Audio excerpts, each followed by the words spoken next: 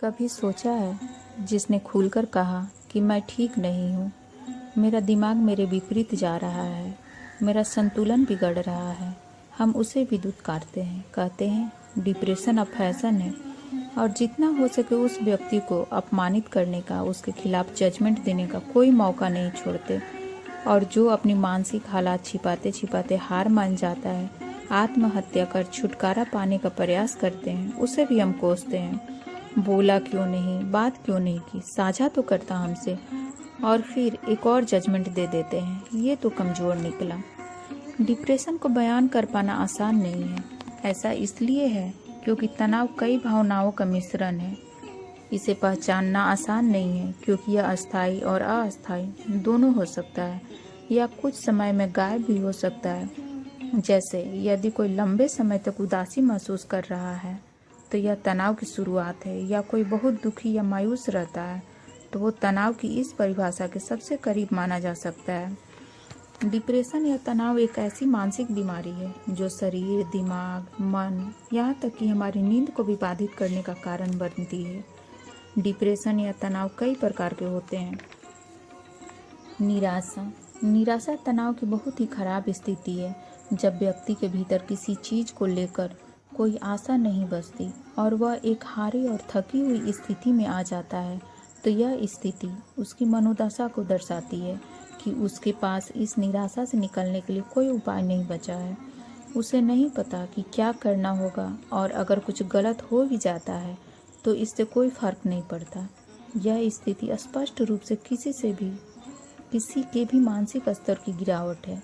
वह व्यक्ति हर बात पर खुद को जिम्मेदार ठहराना स्वीकार कर देगा। थकान रहना और नींद का न आना। आपका शरीर किसी प्रकार की शक्ति या ऊर्जा का अनुभव नहीं कर सकता। उदासीनता की कमी के कारण हर समय सोने का, लेटने का मन रहता है। इसके विपरीत डिप्रेशन का रोगी भारी नींद में भी पीड़ित हो सकता है। चिड़चिड़ापन। उदास व्यक्ति गुस्सा होने में समय नहीं लगाता और अगले ही सेकंड शांत भी हो जाता है।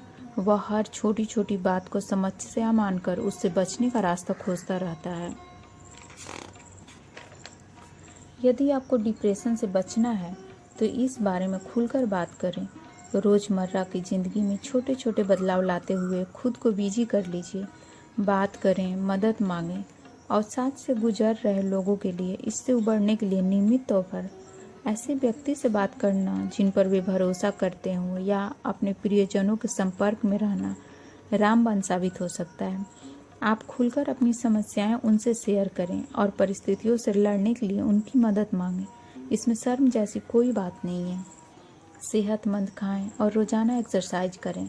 सेहतमंद और संतुलित खान पान से मन खुश रहता है। एक्सरसाइज करने से डिप्रेशन को बढ़ाने वाले विचार आने कम हो जाते हैं और शरीर में सकारात्मक ऊर्जा का संचार होता है।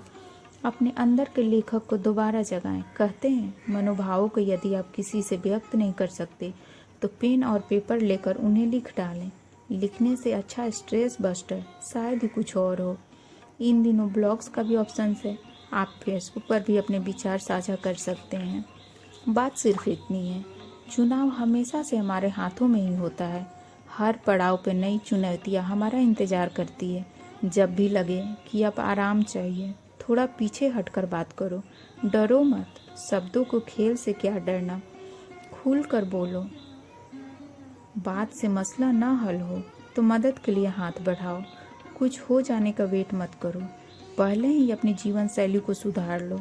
याद रखो, जीते रहे तो कुछ न कुछ सुंदर बेहतर कर ही जाओगे।